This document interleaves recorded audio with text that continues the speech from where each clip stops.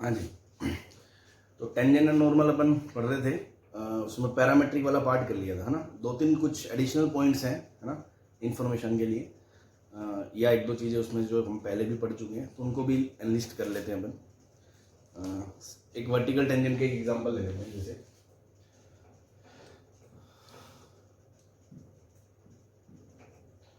Few additional points.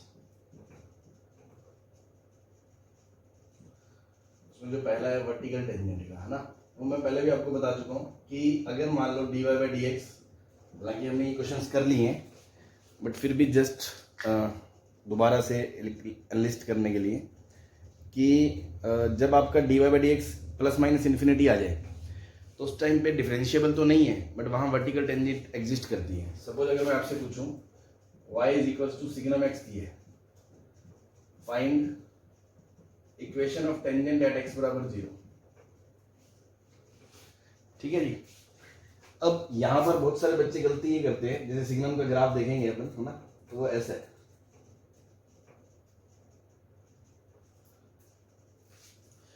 तो उन्हें लगता है कि फंक्शन डिसकंटीन्यूअस है, नॉन डिफरेंशिएबल है, टेंजेंट नहीं आएगी। तो ऐसा नहीं है ना, ये हमने पहले भी पढ़ा था कि डिफरेंशिएबल नहीं है इसका मतलब ये नहीं होता है टेंजेंट नहीं है, इसका मतलब है डिफरेंशिएबल नहीं है, है ना।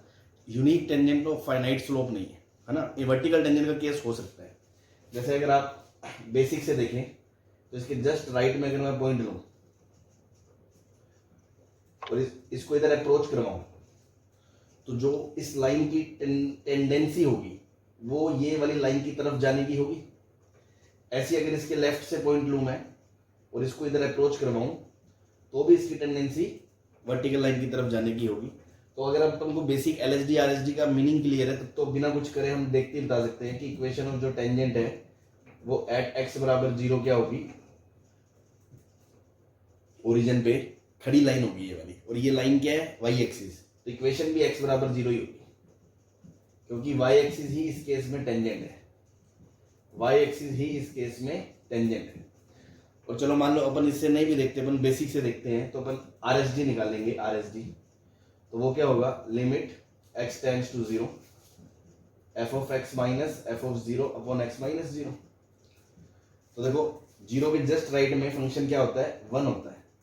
तो 1 माइनस 0 पे वैल्यू 0, नीचे x माइनस 0। x जब 0 प्लस को जा रहा है तो ये इन्फिनिटी को जाएगा। ऐसे अगर एलएचडी निकालेंगे तो एलएचडी क्या होगा, limit x tends to 0 minus f x minus f of 0 upon x minus 0। तो लेफ्ट में इसकी वैल्यू क्या होती है फंक्शन की, -1। तो -1 माइनस 0 अपॉन एक्स अपॉन 0। अब आप देखोगे ये भी माइनस को जा रहा है, ये भी माइनस को जा रहा है, तो 1 अपॉन ये प्लस इन्फिनिटी को जाएगा। -1 अपॉन -0, माइनस माइनस कट जाएगा, तो 1 अपॉन 0 वैल्यू कहां को जाएगी, प्लस इन्फिनिटी को। तो दोनों प्लस इन्फिनिटी को जा रहे हैं, तो क्लियरली वहां पे क्या होगी, वर्टिकल टेंजेंट। तो वर्टिकल टेंजेंट की इक्वेशन क्या होती है, x बराबर कांस्टेंट, और इस पॉइंट पे बात कर रहे हैं हम 0,0 पे, तो उसका x कोऑर्डिनेट क्या है, 0 ही है। तो इक्वेशन ऑफ टेंजेंट क्या हो जाएगी, x बराबर 0। ठीक है जी। तो ये बात हम पहले भी कर चुके हैं, बस एक दोबारा हमने फॉर्मली नोट कर लिया कि हाँ वर्टिकल टेंजेंट नाम की भी कोई चीज होती है। क्लियर है ये सबको?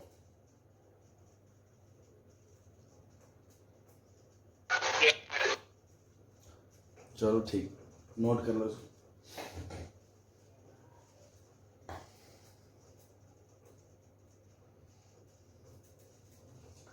तो इस केस में सिग्नम एक्स की टेंजेंट है वो ये वाई एक्सिस 0 पे।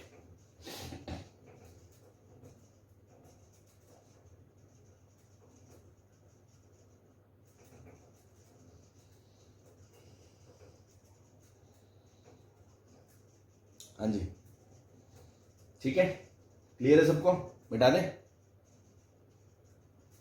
Yes sir. No sir. चलो नोट कर लो आप।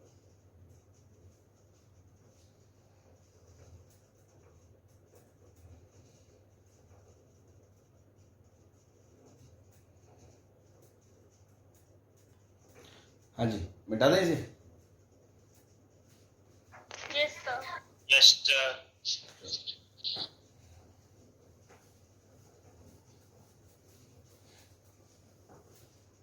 तो जो सेकंड पॉइंट है ना, एक इसमें एडिशनल, ज्यादा काम का नहीं है, बट बस अपन ध्यान रख सकते हैं कि if any algebraic polynomial curve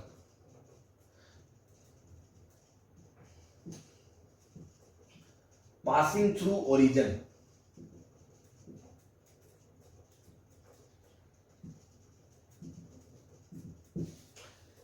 and equation of tangent to curve at origin is asked, then क्या करें, then directly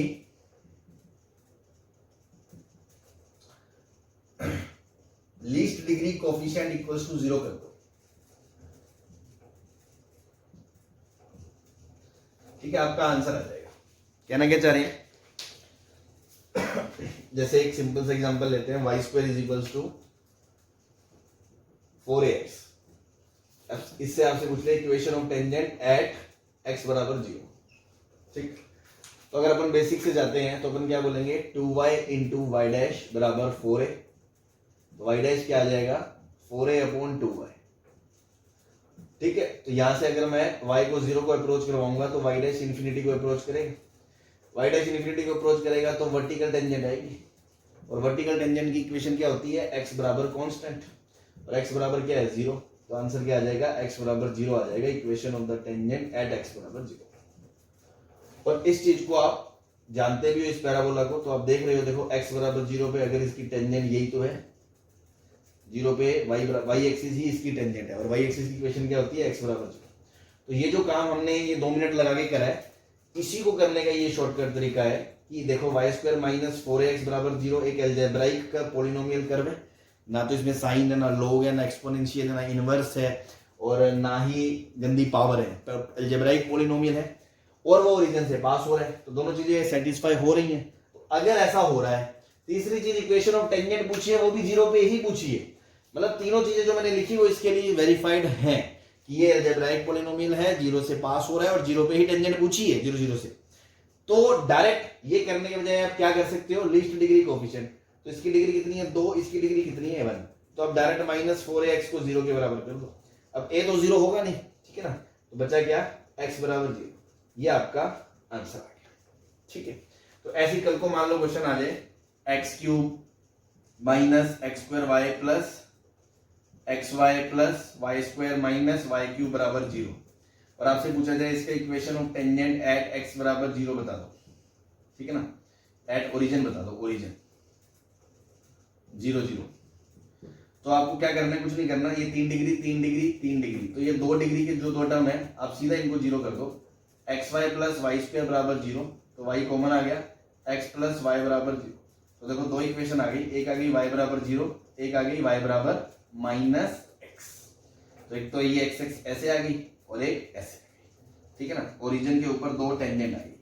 अब किसी को लगेगा कि सर ऐसा कैसे पॉसिबल है, तो वो हो सकता है, वो कोई खास बात नहीं है, है ना, मतलब कर्व ऐसे ही हो सकता है।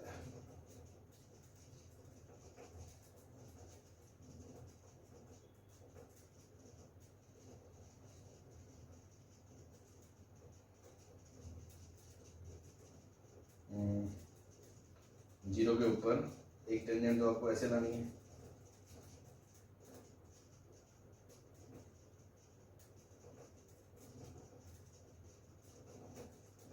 और एक आपको हॉरिजॉन्टल टेंजेंट बनानी है। मतलब कुछ इस टाइप का ग्राफ बना सकते हो ना, ये लूप बना रहा हूं मैं, लूप। तो देखो यहां से देखोगे 0 पे तो ये टेंजेंट है, और इस वाले सेगमेंट से देखोगे इस वाले से तो ये टेंजेंट है। तो इस तरह से आपकी 2 टेंजेंट पॉसिबल हो सकती है ना, ये फंक्शन नहीं है, ये कर्व है। ठीक है, तो समझ में आए तो ठीक है, याद रखो इसको, नहीं तो छोड़ भी सकते हो, है ना, नॉट वेरी इंपोर्टेंट, है ना, वेरी क्या मतलब not important, just additional information के लिए है कि एडिशनल पॉलिनोमियल अलजेब्राइक करो, ओरिजिन से पास हो, ओरिजिन पे टेंजेंट की इक्वेशन पूछी हो, तो लीस्ट डिग्री कोएफिशिएंट को 0 करके जो आंसर आएंगे वही उस पॉइंट पे टेंजेंट्स की इक्वेशन होंगी। हाँ जी, क्लियर है ये सबको? Yes sir. चलो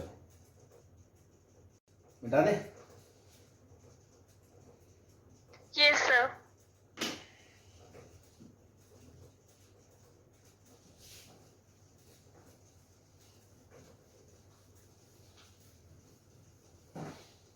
ठीक है, थर्ड पॉइंट जो है वो आप 11th में कोनिक सेक्शन में पढ़ चुके होते हो, बट फिर भी क्योंकि टेंजेंट्स की बात चल रही है तो एग्जाम में क्वेश्चन टेंजेंट का आएगा, तो वो हमें देखना पड़ेगा ना वो जो कर्व है वो क्या है। हो सकता है वो कोनिक सेक्शन हो स्टैंडर्ड, और हम डिफरेंशिएशन वगैरह करके निकाल रहे हैं, तो मैं ये नहीं कह रहा आंसर नहीं आएगा, बट हमारे पास वहां एक शॉर्टकट होता है तो हम वो लगाएंगे ना भाई। एग्जाम में तो हमारा पर्पज है कि जल्दी से जल्दी ज्यादा क्वेश्चन क्रैक करना, तो हम जरूरी थोड़ी डिफरेंशिएशन मेथड से करेंगे। तो अगर हमारा स्टैंडर्ड कोनिक है, कोनिक मतलब 2 डिग्री इक्वेशन, 2 डिग्री इक्वेशन मतलब ax² plus 2hxy plus by² plus 2hx plus 2gx plus 2hy plus c बराबर 0। ये आपने 11th में पढ़ा कि any 2 degree curve in xy represents a conic. हाँ, तो जो कोनिक में आपको याद है किसी को कि जब आप 11th में कोनिक पढ़ते थे तो इक्वेशन ऑफ टेंजेंट निकालने के लिए आप ये मेथड थोड़ी फॉलो करते थे। वहां पे अगर कोई पॉइंट दिया जाता था कोनिक के ऊपर की, इस पॉइंट पे टेंजेंट की इक्वेशन बता दो, तो आप क्या यूज करते थे?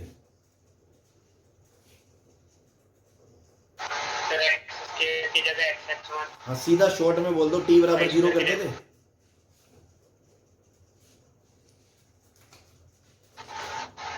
है ना भाई, कोनिक सेक्शन में अब आपने जब पढ़ा था कि कोनिक सेक्शन मतलब जब एक कर्व स्टैंडर्ड कोनिक होता है, if curve is conic, conic मतलब अगर उसकी इक्वेशन ऐसी है ax² plus by² plus 2hxy plus 2gx plus 2fy plus c, then to find equation of tangent at x1, y1 on curve, है ना, ध्यान देना ये एट वाला है ना, तभी वैलिड होता है ये मेथड। एट मतलब वो point should lie on the curve. अगर अगेन इसने बोल दिया ना कि पासिस थ्रू द पॉइंट, तो आपको पॉइंट एज्यूम करना पड़ेगा x1, y1, उस पे फिर आप टेंजेंट की इक्वेशन लिख के उसको उससे पास करवाओगे, ठीक है ना। तो एट है तो अगेन कोई कोनिक है, मान लो इस पे कोई कर्व पॉइंट है x1, y1, और आपने इस पे टेंजेंट बना दी, तो इस टेंजेंट को लिखने की इक्वेशन क्या होती थी? डायरेक्टली t बराबर 0, है ना। इक्वेशन ऑफ टेंजेंट डायरेक्टली आप क्या बोलते थे? t बराबर 0। t बराबर 0 का मतलब क्या होता था? आप x² को रिप्लेस करते थे x1 से, y² को रिप्लेस करते थे y1 से, x को रिप्लेस करते थे x प्लस x1/2 से, y को रिप्लेस करते थे y प्लस y1/2 से, और xy को रिप्लेस करते थे xy1 प्लस yx1/2 से। हाँ जी, ये याद है ना सबको? नहीं याद तो दोबारा देख ले भाई, इतना तो याद होगा, ऐसा कुछ हमने पढ़ा था। तो कोनिक के लिए हम ये शॉर्टकट भी यूज कर सकते हैं, जरूरी नहीं है हमें टाइम खराब करना है। सपोज मान लो क्वेश्चन आ गया, find equation of tangent to the curve, है ना, कर्व लिख के बोल दिया उसने, x² minus 3xy plus y² plus 2x plus 3y plus 7 बराबर 0। ऐसी रैंडमली कोई मैंने कर्व दे दी, तो आपने जैसे एट 1, एट x बराबर 1 बोल दिया ना, x बराबर 1 रखो, y क्या आ रहा है एक बार चेक भी कर लो, 1 minus 3y plus y² plus 2 plus 3y plus 7, 3y cut गया, y² 7 प्लस 2 9 और 1 10, ये तो रियल आएगा ही नहीं, इसको -7 कर लो, तो 2 और 1 3 -4 4, है ना। तो x को एट x1, 2 पे पूछ लो, है ना। मान लो ये क्वेश्चन आ गया कि find equation of the tangent to the curve at 1, 2।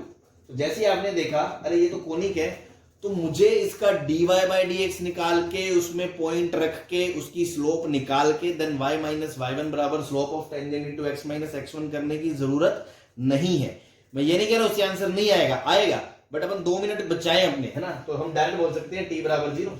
तो देखो x into x1 minus 3 into x y1 को आप क्या लिख सकते हो? x into y1 plus x1 into y, x into y1 plus x1 into y by 2, y1/2, तो y into y1, अच्छा बाई 2 तो नहीं आएगा, वो अगले में आएगा, plus 2 times x plus x1/2 plus 3 times y plus y1/2 minus 7 is equal to 0। पूरी इक्वेशन को 2 से गुना कर दिया, 2 से गुना करोगे तो ये बनेगा यहाँ पे 2x माइनस 2 से 2 खत्म हो जाएगा, 3 into 2 6x 3y plus 4y, ये 2 से 2 तो उड़ा ही है, एक आपने 2 एडिशनली गुना कर दिया तो 2x प्लस 2, 2 से उड़ गया तो ये 3y plus 6 minus 14 is equal to, तो देखो क्या आएगा, ये 2x ये 2x 4x ये माइनस 6x तो माइनस का 2x, ये 4y minus 3y y plus 3y कितना 4y, ये बोल दो, ये कट गया तो 4y 2x 4x minus 6x minus 2x, ये भी हो गया। नाउ 2 प्लस 6 8 माइनस 14 माइनस 6 बराबर 0, तो इक्वेशन क्या आ गई, x minus 2y plus 3 is equals to 0, ये आ गई आपकी इक्वेशन। हाँ जी, यस सर। तो सीधा बेटा ये आंसर आ जाएगा इक्वेशन ऑफ टेंजेंट का, है ना। करने को आप उससे भी कर सकते हो, पहले आप y डैश निकालोगे, पॉइंट दे रखे y डैश निकालोगे, y माइनस y1 बराबर m into X minus x1। But ये मैंने आपको याद करवाया कि ऐसा नहीं है कि वो कोनिक में पढ़ लिया तो वो बस 11th क्लास तक ही लिमिटेड था। आपको आज भी अगर कोई 2 डिग्री कर्व पे टेंजेंट की इक्वेशन किसी पॉइंट पे पूछ ले तो आप t बराबर 0 लगा सकते हो, है ना। ये तो मैंने बड़ा एग्जांपल ले लिया, मान लो छोटा सा क्वेश्चन होता x square plus y square plus 4x minus 6y plus 5, इस तरह का कुछ मान लो होता, तो आप डायरेक्ट उसमें t बराबर 0 लगा के जल्दी अगर आप आंसर ला सकते हो विद इन 1 मिनट। अगर आपको लग रहा है उससे टाइम लगेगा, चाहे 1.5 मिनट 1 मिनट का ही फर्क क्यों ना हो, अल्टीमेटली टाइम बहुत प्रीशियस होता है एग्जाम के अंदर, तो आप इसको t बराबर 0 से कर सकते हो। बट साथ ही साथ ये भी बता दूं कि t बराबर 0 करते करते इतने नशे में भी ना रहे कि कल को कोई भी क्वेश्चन आ गया जैसे y बराबर e की पावर x, है ना, t बराबर 0 लगा दे तो यहां वैलिड नहीं है ये, है। या मान लो x क्यूब बराबर y आ गया, यहां वैलिड नहीं है t बराबर 0 लगाना, वो सिर्फ और सिर्फ कोनिक के लिए वैलिड है। और कोनिक का मतलब जिसकी जनरल इक्वेशन ऐसी हो, 2 degree curve in x y, बस पॉलिनोमियल, ठीक है ना। इसमें से कोई टर्म मिसिंग हो सकता है, इसमें कोई टर्म ऐड नहीं हो सकता, तो सिर्फ और सिर्फ इसके लिए और एट द पॉइंट पूछा जाए तो t बराबर 0 लगा के आप टेंजेंट की इक्वेशन निकाल सकते हो। क्लियर है ये बात?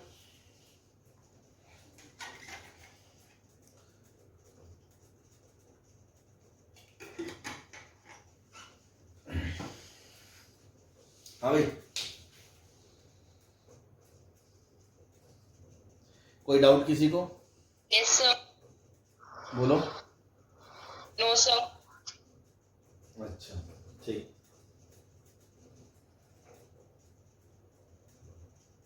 नोट कर लो।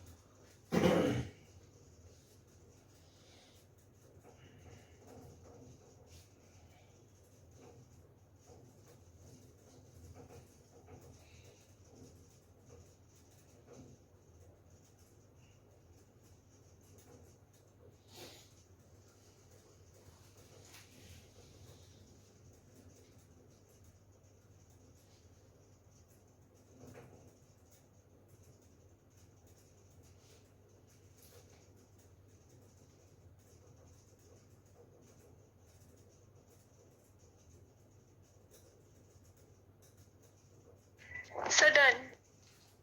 चलो,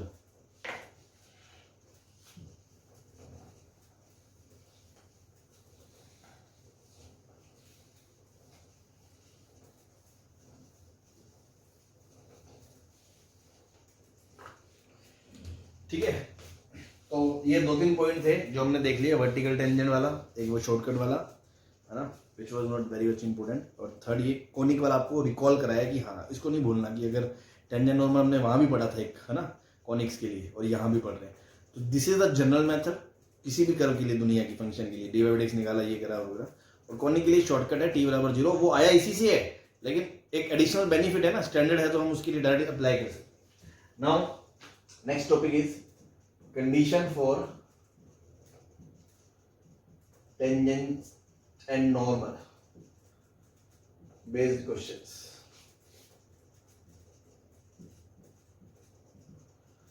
है ना, क्वेश्चंस कैसे आएंगे इसमें?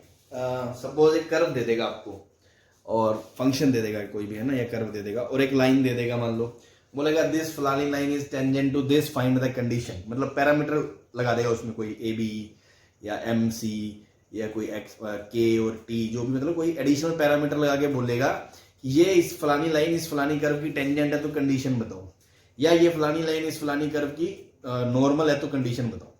तो जनरल मेथड क्या रहेगा उस पर बात कर लेते हैं। तो सबसे पहले तो मान लो आपको एक कर्व दिया जाएगा, है ना, एफ एक्स वाई, एक कर्व दिया जाएगा आपको, एंड एक लाइन दी जाएगी, सपोज y बराबर एम एक्स प्लस सी, मान लो, है ना, कुछ भी हो सकती है, A X plus B Y plus C, जो भी है। एंड वो कहेगा कि this is the tangent of this, या this is the normal of this, then find the condition. तो सपोज मैं कहता हूं कि दिस इज द टेंजेंट या नॉर्मल, देन फाइंड कंडीशन। तो करना क्या होगा? अगेन बहुत सिंपल सा स्टैंडर्ड सा प्रोसीजर है ना। स्टेप 1, आप इस पे एक पॉइंट मानेंगे, फंक्शन पे हम कोई पॉइंट मानेंगे कर्व पे, late point is x1, y1, या कोशिश ये करें कि पैरामेट्रिक में मान ले तो अच्छी बात है ना। तो स्टेप 1 में बोलूंगा कि take a point on the curve in parametric form. और ऐसा नहीं है कि पैरामेट्रिक में नहीं लिया तो क्वेश्चन नहीं होगा, है ना, ब्रैकेट में लिख भी सकते हो कि, या मैं अलग से बता दूंगा पैरामीटर नहीं लिया तो क्या होगा, है ना। पहले मैं कह रहा हूं कि पैरामीटर में आपने पॉइंट ले लिया, अब आप उस पॉइंट पे इक्वेशन ऑफ टेंजेंट या नॉर्मल लिख दोगे। भाई जो भी आपको पूछा है, अगर आपको पूछा है कि ये टेंजेंट है तो टेंजेंट की लिखोगे, अगर आपको कहेगा ये नॉर्मल है तो नॉर्मल की लिखोगे। तो राइट इक्वेशन ऑफ टेंजेंट और नॉर्मल, है ना, what ever required in the question. भाई आपने एक पॉइंट मान लिया टी पैरामीटर में, आपने उस पर टेंजेंट की इक्वेशन लिख दी, तो वो इक्वेशन में आपको टी दिखेगा जगह जगह और एक्स वाई दिखेगा।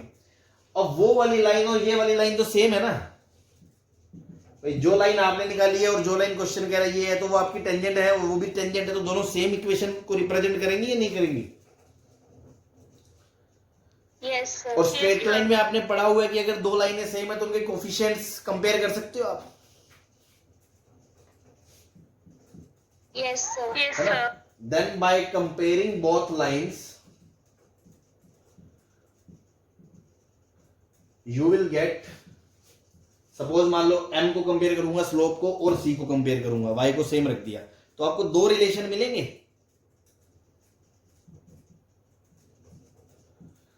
Two equations in m, c and t। अब आपको दो में से कंडीशन चाहिए, मतलब आपको t नहीं चाहिए, t तो आपका खुद का पैरामीटर है, तो t को तो आप एलिमिनेट करोगे ना, और दो इक्वेशन में से एक वेरिएबल t एलिमिनेट हो सकता है, तो जो रिजल्ट आएगा वो कांस्टेंट m और c के टर्म्स में आ जाएगा, वही आपकी कंडीशन हो जाएगी। ठीक है, तो comparing both lines you will get two equation in m, c and t। And step 4, eliminate t from these equations, you will get required condition।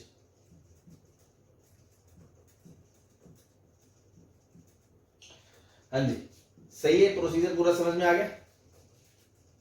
Point माना, उसको टेंजेंट नॉर्मल लिखी, कंपेयर कर लिया, कंपेयर करके टी को हटा दिया, simple सी बात है। इसमें इतना सजा के लिखने की कोई जरूरत नहीं थी, बट ठीक है, अपन आराम से चलते हैं, है ना, आराम से करते हैं।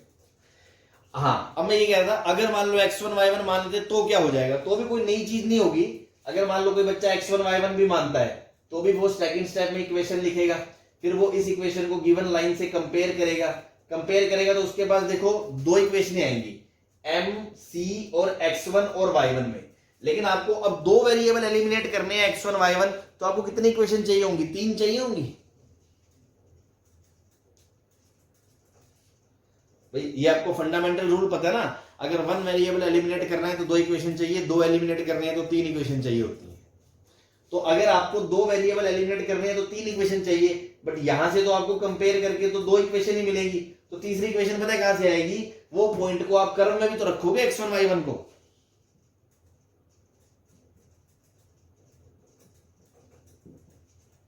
बोलो।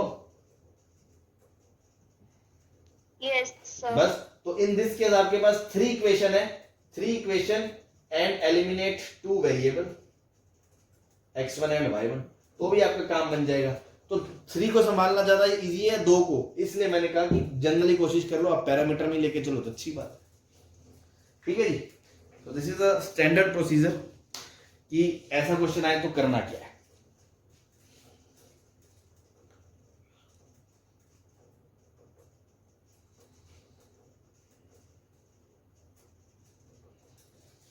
चलो एक एग्जांपल देख लेते हैं इस पे। हाँ जी, मिटा देंगे, लिख लिया तो। Yes, sir. चलो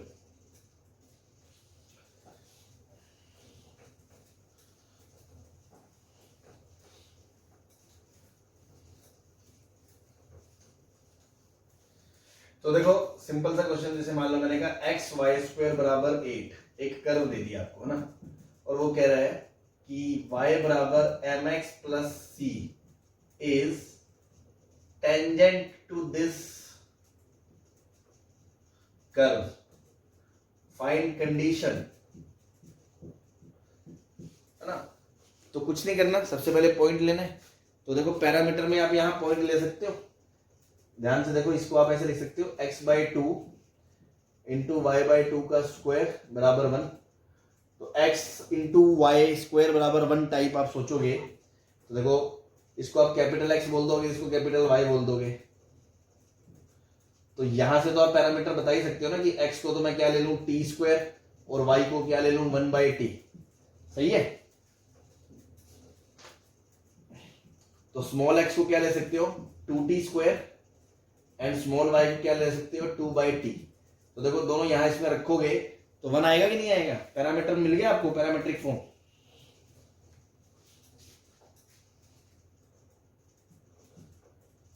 late point is 2t square comma 2 by t. Step 1 यही था। स्टेप 2 क्या था? इक्वेशन ऑफ टेंजेंट लिख लो। तो dy बाई डी एक्स निकाला पहले, तो dy बाई डी एक्स क्या होगा? dy by D T upon D x by D T. dy by D T क्या होगा? Minus 2 by T square, dx by D T क्या होगा? 4t। तो देखो t से ये कितना आ गया?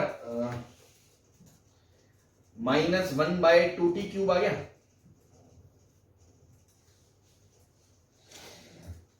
नाउ इक्वेशन ऑफ टेंजेंट क्या होगी? y माइनस y1 2 बाई टी बराबर slope minus 1 upon 2t cube into X minus x1 2t square. ठीक है, ये आपने लिख ली इधर। सपोज y बराबर minus X upon 2t cube, ये देखो माइनस माइनस प्लस, 2 से 2 कट गया, टी स्क्वायर से टी स्क्वायर कट गया, तो 1 बाई टी, और वो इधर आ गया प्लस 2 बाई टी। तो क्या ये लिखा गया? y बराबर minus x 2 upon T cube plus 3 by T. ये लाइन आ गई आपकी? हाँ जी, Yes, sir. अब ये वाली लाइन और क्वेश्चन में गिवन लाइन जो सेम है, तो आप इनको कंपेयर कर सकते हो। कंपेयर करोगे, देखो y का कोफिशिएंट 1 है, हालांकि कंपेयर मतलब a1 by a2 b1 by b2 c1 by c2 होता है, लेकिन जब y का कोफिशिएंट 1 अपॉन 1 करोगे तो अगर दोनों का एक का कोफिशिएंट सेम बना दिया तो बाकी के कोफिशिएंट भी बराबर ही होंगे। तो m की वैल्यू कितनी आ गई? माइनस 1 अपॉन 2t क्यूब, और c की वैल्यू कितनी आ गई? 3 बाई टी। सही है, तो बस ये t की वैल्यू उठा के यहां डाल दिया, तो कंडीशन क्या आ गई? m माइनस 1 अपॉन 2, t की जगह क्या डाल दोगे? 3 बाय सी, तो 3 बाय सी का क्यूब। तो आंसर क्या आ गया, m बराबर माइनस सी क्यूब 9 3 27 अपॉन 54। तो condition is 54m plus c cube बराबर 0। ये आपका आंसर है।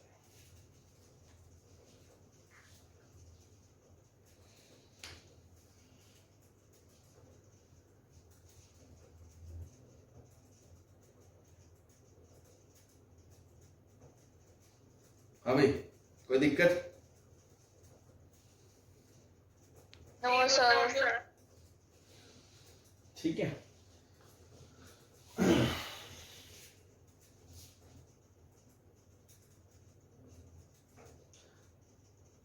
तो बस ऐसे करने, कोई भी दुनिया का अगर ऐसा क्वेश्चन आ गया, आपको कोई कर्व दिया, आप तो डी/x निकाला, नॉर्मल दिया होगा तो यहाँ इक्वेशन ऑफ टेंजेंट की जगह क्या लिख लोगे, इक्वेशन ऑफ नॉर्मल लिख लोगे, उस लाइन को उस लाइन से कंपेयर कर दोगे, कंपेयर करके आपकी दो कंडीशन आ जाएगी, दो इक्वेशंस में से आपको वेरिएबल एलिमिनेट करना है, उसके बाद आपकी फाइनल कंडीशन आ जाएगी। ठीक है, देख लेना कोई कैलकुलेशन मिस्टेक वगैरह ना हुई हो, वो एक अलग बात है, बाकी फंडा ये रहेगा। ठीक है जी, Yes, sir. चलो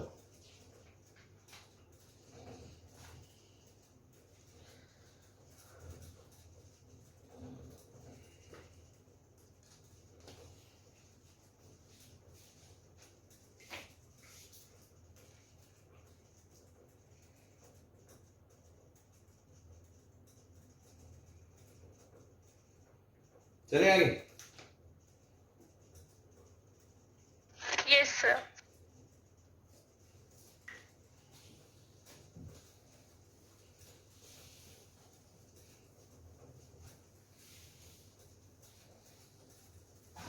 अब इसी टाइप के क्वेश्चन में सेकंड मेथड भी है, but that is valid only for conic, again है ना, और टेंजेंट के लिए ही वैलिड है, वो नॉर्मल के लिए वैलिड नहीं है। ठीक है ना, आपको याद होगा अगर 11th क्लास में कि कभी कोई क्वेश्चन आता था कि प्रूव कंडीशन निकालो कि ये लाइन इस कर्व फलानी कर्व की टेंजेंट है, तो जो उसका जनरल मेथड होता था बेसिक, वो क्या होता था कि आप उस टेंजेंट, उस लाइन को उस कर्व के साथ सॉल्व कर लो, बिकॉज वो 2 डिग्री कर्व होती है एक्स वाई में, और वाई को जब आप एक्स के टर्म्स में दूसरी कर्व में रख दोगे लाइन को, तो क्या वो एक्स में क्वाड्रेटिक बनती है? हाँ जी, Yes, sir. तो x में वहां जब वो क्वाड्रेटिक बनती थी और हम कहते थे कि इसके दो रूट आने हैं x1 x2, और वो दो रूट का क्या मतलब होता था कि point of intersection of the line and the curve. ठीक है ना, और अगर वो लाइन उसकी टेंजेंट है, वो x1 और x2 दोनों सेम आएंगे। भाई मान लो ये कर्व है, ये लाइन है, इन दोनों के पॉइंट ऑफ इंटरसेक्शन ये x1 x2 है, बट अगर ये लाइन टेंजेंट हो गई तो ये x1 और x2 दोनों सेम आएंगे, और क्योंकि वो क्वाड्रेटिक होती थी, Yes, sir. क्योंकि वो क्वाड्रेटिक होती थी और क्वाड्रेटिक के दोनों रूट सेम आना मतलब कि डिस्क्रिमिनेंट को अपन 0 करते थे। ये बात याद है कि अगर 2 डिग्री कर्व को एक लाइन के साथ सॉल्व किया जाए और अगर वो लाइन उसकी टेंजेंट है तो d बराबर 0 है, लाइन सीकेंट है तो d ग्रेटर देन 0 है, और लाइन और कर्व अगर इंटरसेक्ट नहीं करते हैं तो d लेस देन 0 करते थे, ये अपन 11th में। हाँ जी, Yes, sir. बस तो वही मैं आपको दोबारा रिकॉल करा रहा हूं कि पुरानी चीजें भूलनी नहीं है। मेथड 2 पर लिख लें only valid for condition of tangency, normal के लिए वैलिड नहीं है, only valid for condition for tangency and conic curve, है ना, अंडरलाइन कर लेना। कोनिक के अलावा आप कल को कोई दूसरी कर्व आ जाए और आप मुंह उठा के उस लाइन को उसमें डाल दें और डी बराबर देखते रहे, डी कौन सा डी, भाई कोई डी नहीं होता उसमें क्वाड्रेटिक के अलावा, है ना। तो ये सिर्फ तभी वैलिड है क्या कि आपने कोनिक के साथ, है ना, 2hxy plus by square plus 2gx plus 2fy plus c बराबर 0, और मान लो एक लाइन दे रखी है y बराबर mx प्लस d, ये मैंने c और c मिक्स ना हो इसलिए, इसको और इसको आप क्या करोगे, सॉल्व, एंड सॉल्व करके जो क्वाड्रेटिक आएगी उस क्वाड्रेटिक का d बराबर 0 करोगे। ये एक जनरल कॉन्सेप्ट होता है। ठीक है, तो इससे भी ऐसे क्वेश्चंस कर सकते हैं, but only in case of conic. Suppose एक क्वेश्चन आ गया कि लाइन ax प्लस by बराबर 1 इज टेंजेंट टू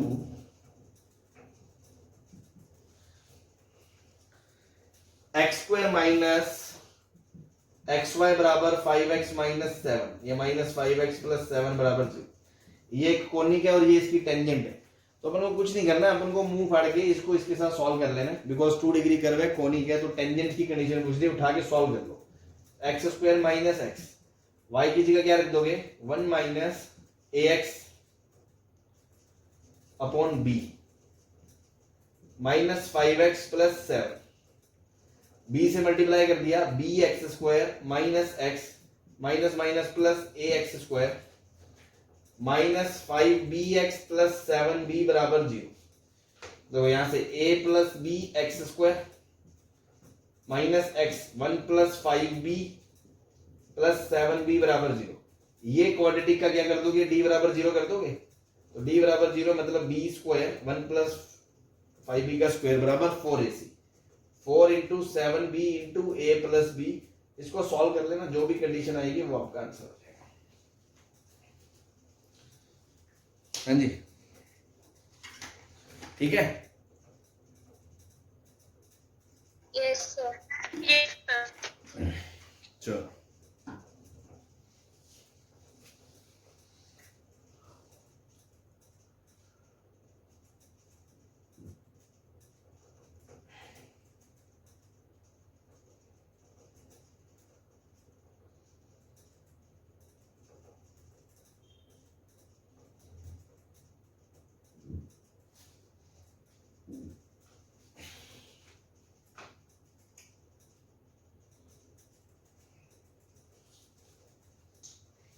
अब फिर मैं आपसे एक चीज पूछना चाहूंगा कि यार एक बात बताओ कि सर अगर आप 11th के नोट्स देखोगे ना तो उसमें आपको क्वेश्चन मिलेंगे कोनिक में कि ये लाइन इसकी टेंजेंट है, सर स्टैंडर्ड सर्कल दिया होता है, तो आप बोलते थे ऐसा कुछ सी स्क्वायर बराबर a square into 1 plus m square, ऐसा कुछ याद आ रहा है क्या? अगर लाइन y बराबर एम एक्स प्लस सी है और circle x square plus y square बराबर ए स्क्वायर है, तो कंडीशन ऑफ टेंजेंसी होती थी सी स्क्वायर बराबर a square into 1 plus m square. याद है किसी को? या मैं ऐसे पूछूं equation of tangent in slope form क्या होती थी, तो उसकी इक्वेशन यही तो होती थी y बराबर M x plus minus a into root 1 plus m square, है ना?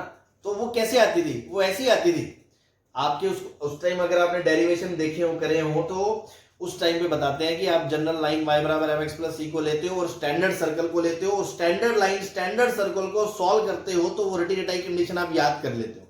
ऐसी इलिप्स और हाइपरबोला में भी आप याद करते हो for standard curve and standard line.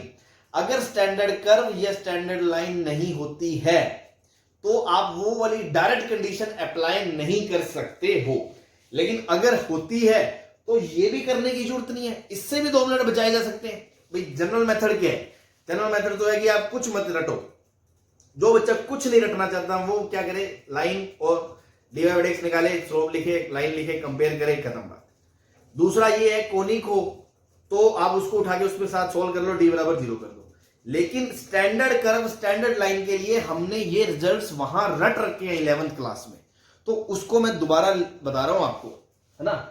ये कोई बताया नहीं जाता है कि दोबारा की एओडी के अंदर 11th का अपन पार्ट बता रहे हैं, लेकिन मैं आपको इसलिए बता रहा हूं बिकॉज वो इसी से रिलेटेड है। तो अपन जब पढ़ रहे हैं तो सारी चीज क्लियर हो कि हाँ देखो वो कब लगाना है, ये कब लगाना है, और इसके आगे के जो थर्ड बार बता रहा हूं उसका बेनिफिशियल कब है।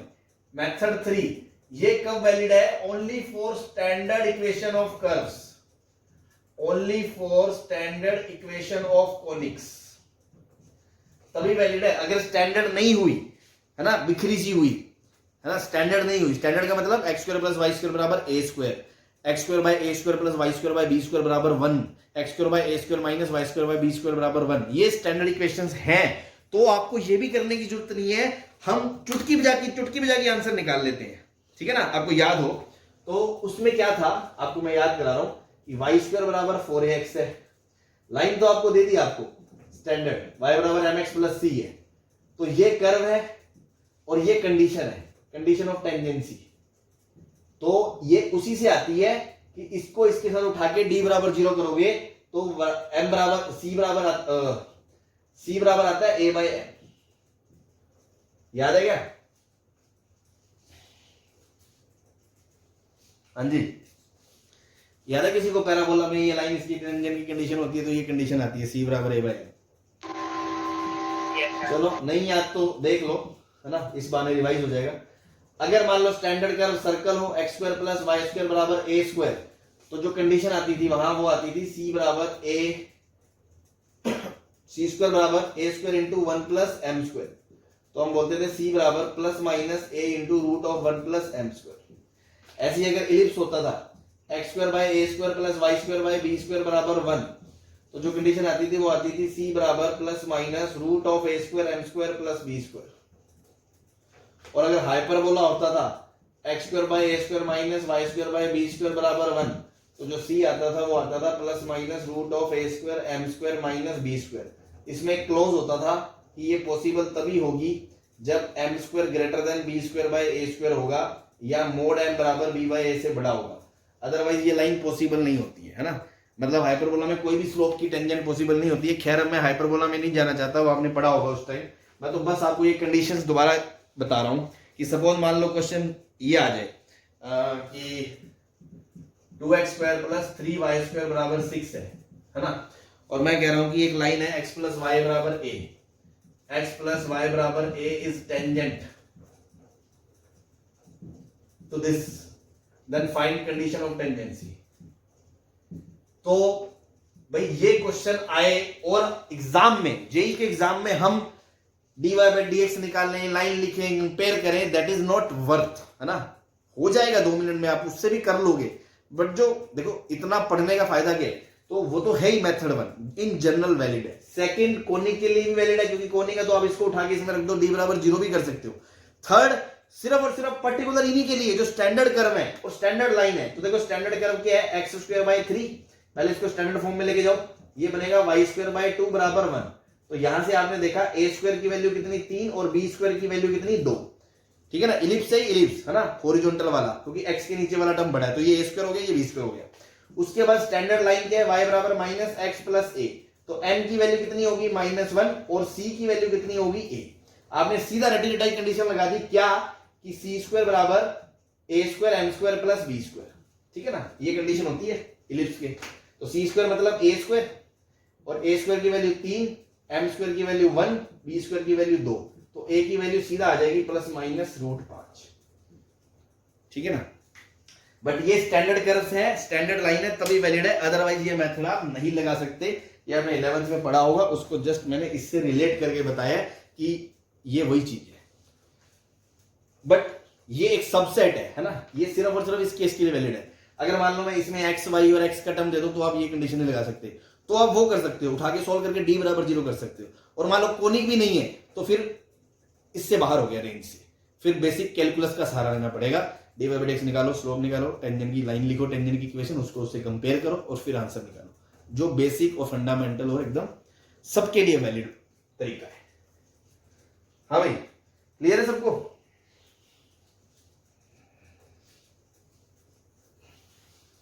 Yes sir.